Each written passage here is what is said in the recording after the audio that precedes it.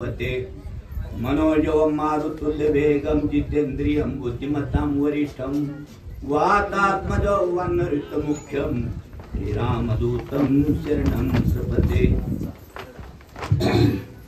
दुर्धरया वानराचे बळा कपाटी घाला रे अरगळा दृढ देखोनिया साकळा दळ समेळ संरक्षणा। प्रभु रामचंद्र भगवान की जय। बोला बोला बाळूमामाच्या नावानं, बोला बोला बाळूमामाच्या नावानं। जरा आवाज येऊ द्या थोडा, काय का नाही, शिरा शिजायला लागलेला आहे, काही अडचण नाही। या ठिकाणी गोड, इतकी गोड मनाला लावून जर घेतली, अगदी हृदयाला लावून जर घेतली तर इतकी गोड महाराज, इतकी गोड, अमृतापेक्षा ही गोड कथा आहे। आमच्या वाट्याला पाच यायला, त्याच्यामुळं गोड असल्यामुळं कमी वाटायला यायला लागलेला आहे। या ठिकाणी असं या रावणाच्या सभेमध्ये, रावणाची सभा भरलेली आहे, राक्षसांची सभा भरलेली आहे आणि त्या ठिकाणी विचारपूस चालू आहे। आता प्रभू रामचंद्र वानरगण तो सुग्रीव या ठिकाणी आलेला आहे, आता लंकेवर स्वारी करणार आहे आणि म्हणून विचार चालू आहे। वानर काही साधे नाहीयेत, वानर कसे महाबलाढ्य वानर आहेत। कशामुळे कळालं, का कळालं?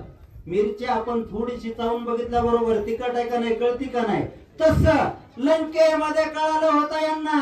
हनुमानजी पहिले गेलते ना, सगळ्याच्या नाकात शेपटे घातले होते। एवढंच नाही, पहाराच्या पहारा बांधून आपटील त्या सगळ्या राक्षसने, नवे नवे राक्षस सुद्धा आपटील त्या अशोक वनाचा विध्वंस हनुमंताने केलता। म्हणून या राक्षसांच्या लक्षात आहे ते वानर काही साधे नाहीयेत, महाबलाढ्य वानर आहेत।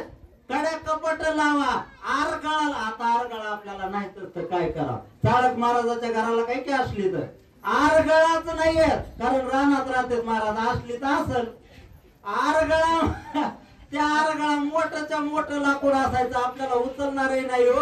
आणि मग हे सगळे राक्षस बोलू लागले की आरगळा लावा, या ठिकाणी सगळे विभागणी करा, कुणी कोणत्या बाजूला उभं राहायचंय, कुणी कोणत्या रस्त्यात उभं राहायचंय, असा विचार आणि त्या रावण सभेमध्ये होऊ लागला। हाय कोणी महोदराची मात अति काय गदगद हसत, जो जो बोलिला पुरुषात तो व्यर्थ दिसत आहे। पहा, सगळी सभा जरी येण्याची असली ना, एखादा तिथं शहाणा असतंय।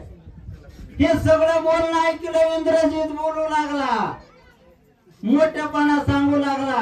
हे सगळे ज्यावेळेस सगळे आपापला मोठेपणा गाजवत होते ना, कोणी आरगळा लावा म्हणत होता, इंद्रजित म्हणत होता माझ्या नाश्त्याला वानर खाऊन टाकेल, आती काय तिथं होता, मोठ्यानं हसू लागला, गदगद हसू लागलेला आहे।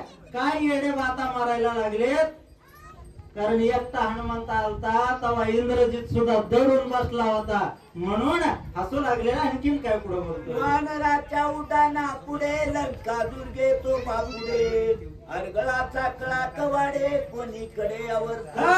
ते वानर येत कशाचे दुर्गान, कशाच्या अरगळान, काय वानर एकदा उड्डाण जर केलं, झाडाच्या शेंड्यावर जाते महाराज, ते एवढ्याशा फांदीला सुद्धा धरून लोंबकळते।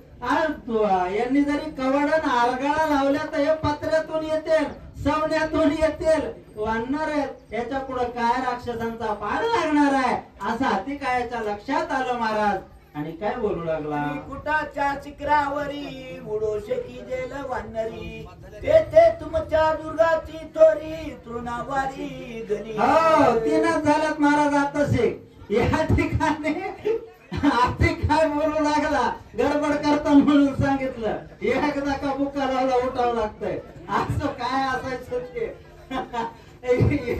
त्या हे जे वानर आहेत ना, त्रिकुटाचं शिखर जरी असलं, त्या पर्वतावर उड्डाण करणारे वानर आहेत महाराज।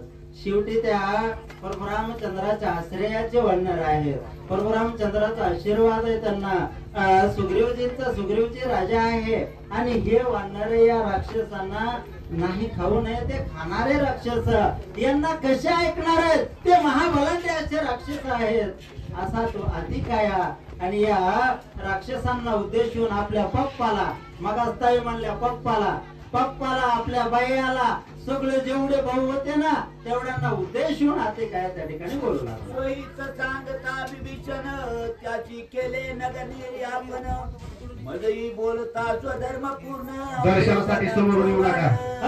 आता काय बोलू लागलेला आहे महाराज. भाविक मंडळी समोरून येऊ नका. ते होतो की त्याला बिभीषण काका पाठीमाग खरं बोलले समोर होते, वाटलं बोलले होते करता.